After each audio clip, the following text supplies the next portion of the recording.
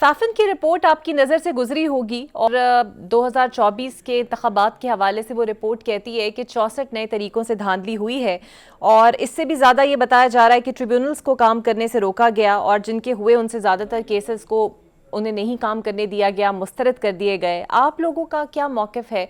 क्योंकि obviously reports आती हैं, लोगों की नज़र भी जाती है और मीडिया भी बातें करता है। बिस्मिल्लाहिर्रहमानिर्रहीम। देखिए, 2018 के इलेक्शंस के हवाले से भी बहुत सारे जो है हमारे कंसर्न्स थे, और अगर अभी कोई कंसर्न्स हैं 2024 के हवाले से और उसको फैफिन ने भी हाईलाइट किया है, उसका एक ही हल है। एक तो जो अदालती कार्रवाई है और जो ट्रिब्यूनल्स का काम है वो तो वहीं से हल होगा, वो तो हुकूमत ने हल नहीं करना, लेकिन वे फॉरवर्ड ये है कि उसके ऊपर जो सियासी जमातें हैं वो मिलके बैठें ताकि 2029 का जो इलेक्शन है उसके रिजल्ट सबको काबिल कबूल हों, और उसकी तैयारी आज से ही हमें शुरू कर देनी चाहिए। जो सियासी जमातें हैं, अगर कोई इलेक्शन रिफॉर्म्स लानी है, इन रिपोर्ट्स के मुताबिक कोई और बेहतरी लेके आनी है, जो भी कंसल्टेशन करनी है, जो भी उस पर बहस मुबाहिसा होना है, वो आज शुरू होगा। फिर उसके ऊपर कोई पॉलिसी मुरतब होगी और फिर उसकी इम्प्लीमेंटेशन होगी। तो हमारे पास 4 साल का टाइम है। तो ये वो वक्त है कि हम अगले इलेक्शन को ऐसा बनाएं कि सब जमातों को वो काबिल कबूल हो, वो फ्री हो, फेयर हो, ट्रांसपेरेंट हो। तो ये वक्त है कि आप उस पर आज काम शुरू करें। बिल्कुल सही। और एक साल में आपकी हुकूमत ने काफ़ी कुछ बदल दिया, एक साल पूरा हो गया है, इस पर मीडिया पर कथखनी भी लगी, पीका एक्ट भी पास हुआ, ट्विटर बंद है, ऑपोजिशन कहती है हमें आप लोगों ने दीवार के साथ लगा दिया, सियासी स्पेस नहीं दे रहे। आपको लगता है कि मुहाजराई कुछ ज़्यादा नहीं हो गई और इसी मुहाजराई के ज़रिए अगर हुकूमत कंट्रोल हासिल करना चाहे तो मुश्किल हो जाएगा? देखें, दो तरीके होते हैं कि आप एक चीज़ को देखें। आप ग्लास को आधा फुल भी देख सकते हैं और ग्लास को आधा खाली भी देख सकते हैं। तो अगर आप आधा इसको फुल देखना चाहें तो बिल्कुल एक साल के अंदर बहुत ज़्यादा तब्दीली आई है माशी तौर पे। जहां 28-29% पे महंगाई की शरह थी, वो 2.4% पे आ गई है। जहां आपके फॉरेक्स रिजर्व जो हैं 8-9 अरब डॉलर पे थे, वो 16.5 अरब डॉलर पे चले गए हैं। आपकी गिरती हुई एक्सपोर्ट्स थी, आज बढ़ती हुई एक्सपोर्ट्स हैं। रिमिटेंसेस गिर रही थी, रिमिटेंसेस आज बढ़ रही हैं। स्टॉक मार्केट आपकी जो 30-40 हज़ार के हद पे थी, आज वो 1,18,000 की हद क्रॉस कर चुकी है। ओवरऑल स्टेबिलिटी है, रुपया मुस्तहकम है और बेहतरी के आसार हर शोबे में नज़र आ रहे हैं। तो ये एक जायज़ा लेने का ये भी तरीका है। लेकिन जो आपने बात की, देखें, इंतशार तो तभी, और पॉलिटिकल इंस्टेबिलिटी तो पीटीआई अपने साथ लेके आई, और उसकी सियासत जो है वो कहाँ से आती है? पॉलिटिकल इंस्टेबिलिटी पीटीआई फैला रही है ना।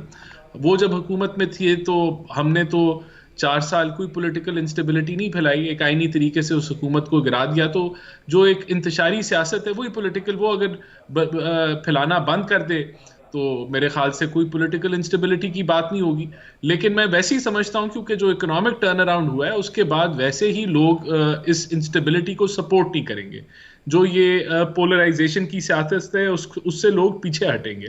तो हम समझते हैं ये जो अगला साल, जो दूसरा साल इस हुकूमत का होगा, उसके अंदर जो हमारी जो जमातें इस इकोनॉमिक गेन को चैलेंज करेंगी, कन्फ्रंट करेंगी या इसके मुखालिफ काम करेंगी, तो अवाम उनको पजीराई नहीं देगी, उनके साथ नहीं खड़ी होगी। लेकिन सर, लोग तो आज भी कह रहे हैं कि महंगाई है, बेशक इशारिये बेहतर हुए लेकिन ट्रिकल डाउन इफेक्ट बहुत ज्यादा नीचे नहीं आया, दहशतगर्दी में भी इजाफा हुआ है और एक तरफ ऑपोजिशन आपका यौम सियाह मना रही है और आप लोग तामीर तरक्की मना रहे हैं।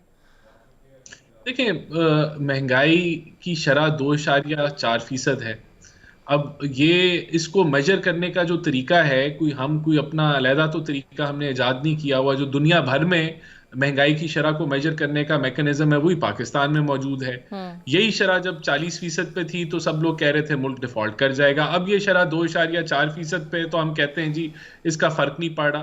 देखिए, फर्क पड़ रहा है। अगर आप आदमी से सर्वे करें, चीजें महंगी भी होती हैं, कम भी होती हैं, ओवरऑल ठहराव आ गया महंगाई के अंदर।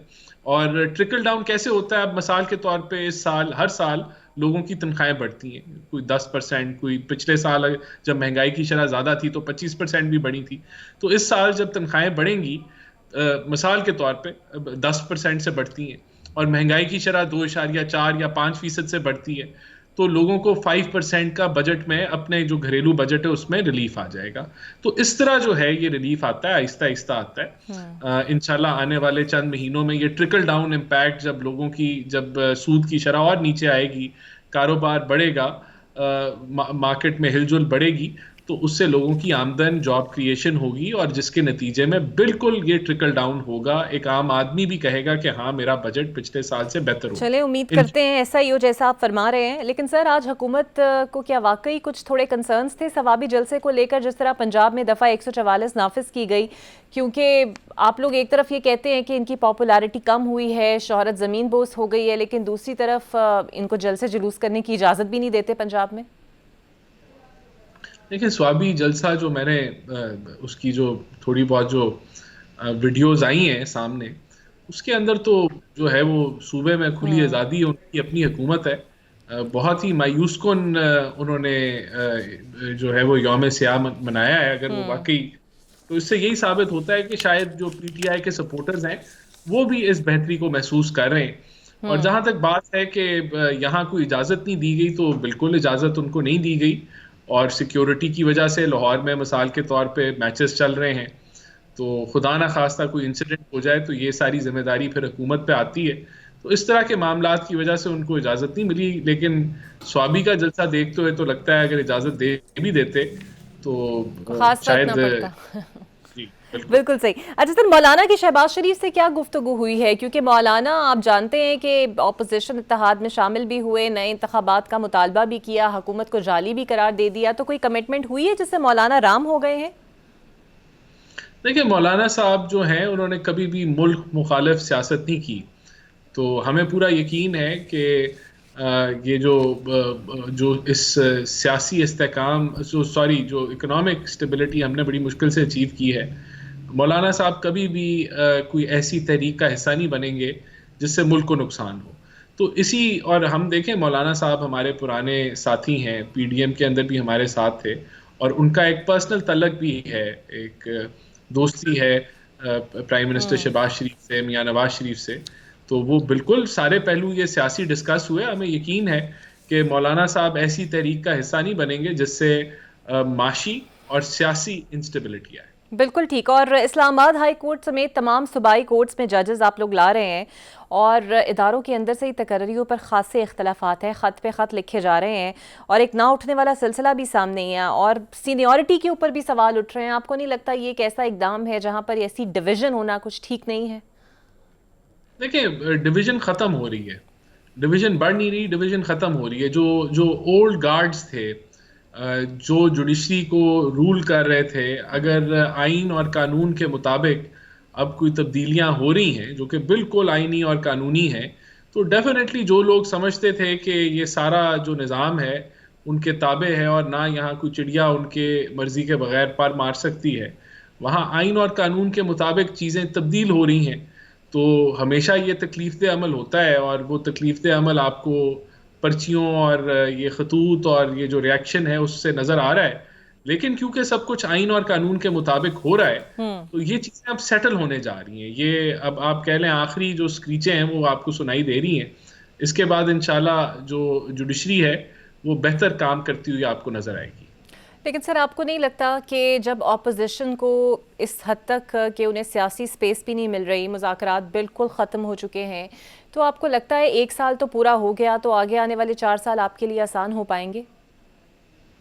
देखिए, सियासी स्पेस उनको कहाँ चाहिए है? उनको मीनारे पाकिस्तान में सियासी स्पेस चाहिए, या उनको सड़कों पे चाहिए है, गली कूचे में सियासी स्पेस चाहिए? भाई, सियासी स्पेस तो पार्लियामेंट में ऑपोजिशन लीडर उनका है, सेनेट में ऑपोजिशन जो है वो लीडर उनका है, तो वहाँ आप अपनी ऑपोजिशन करें। कमेटियों में, कमेटियों की चेयरमैनी उनके पास है, केपीके की हुकूमत उनके पास है। तो जमहूरियत में तो जो ऑपोजिशन होती है वो इन ऐवानों में होती है।